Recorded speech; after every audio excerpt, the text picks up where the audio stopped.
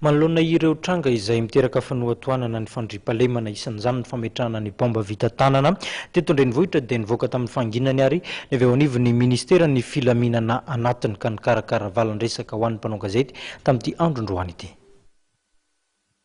Manoloana ireo tranga miteraka fanohintohinana ho an'ny fandriam-pahalemana isan'izany ny fametrahana baomba vita tanana teto an-drenivohitra omaly dia nivoaka tamin'ny fahanginany ny ministeran'ny filaminana Anatiny ny Contrôleur général de police Rakotondrazaka Arsène nandritra amin'ny valan-dresaka ho an'ny mpanao gazety izay nitotosainy tetsy amin'ny biraony etsenosy. Fa misy zany ny fanamafisana ny fandriam-pahalemana izay ataony demofara izay moa ny rahanay amin'ny entité hafa fa misy kosa ny andraikitra izay andraisan'ny polisym-pirenena manokana anjara no hisy tompona andraikitsy ny tanany ny renivohiny ny ville zany dia misy zany ny patrouille, ny ronde, ny prépositionnement ary ny contrôle izay atao na andro na alina. Dia eto koa dia manentana ihany koa ireo tompon'andraikitra amin'ny sécurité privée izay mipetrapetraka amin'ireny bâtiment ireny izay hita fa ireo ny victime-ny ty fametrahana baomba ty tatoato dia mba mailo ary dia ilaza hatrany eo ny hoe ny mpitandro filaminana indrindrindrindra amin'ny eo anivon'ny polisym-pirenena raha misy ny fametrahana zavatra toy ireny. Dia mba manentana nivoaka ihany koa moa zay ary hitanareo ihany ny hoe fomba fiarahan'ny polisym-pirenena amin'ny andro maso tompon'olona dia manentana nivoaka ihany koa indrindrindrindra izay eo amin'ny andro maso tompon'olona mba tena mba hiara-iasa mba tsy hisiny le incident ohatran'izay zavatra miseho zay.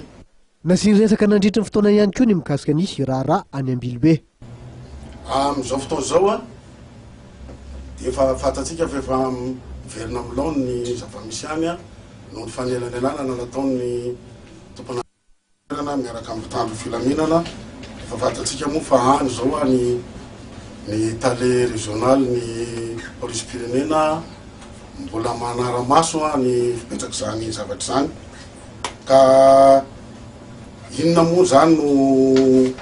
hoe andraikitra raisina zany taorianan'izany fisian'ny fihetsiketsehana sy fanimban-javatra tany Ambilobe zany dia voalohany indrindra ho atsaraina zany ny fisian'ny fanatanterahana ny asan'ny polisy any toerany.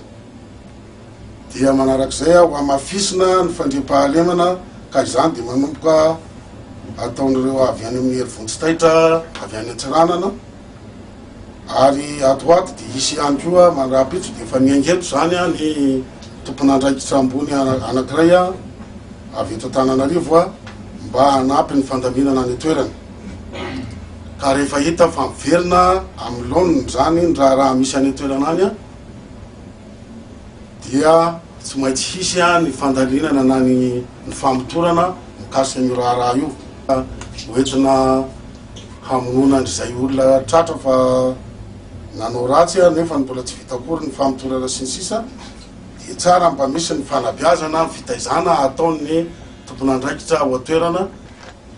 Manarak'izay dia atao koa ny tsy hisian'ny fitsaram-bahoaka satria zany zavatra zany dia tohery lalàna. Manarak'izay dia misy koa ny fanazavana koa ngamba mikasika kely ny zava-misy ny tranga teto an-drenivohitra. Efa misokatra avokoa ny fanadidina mikasika ireo raharaha ireo ankehitriny ho hatrany ty tompon'andraikitra ambony ity.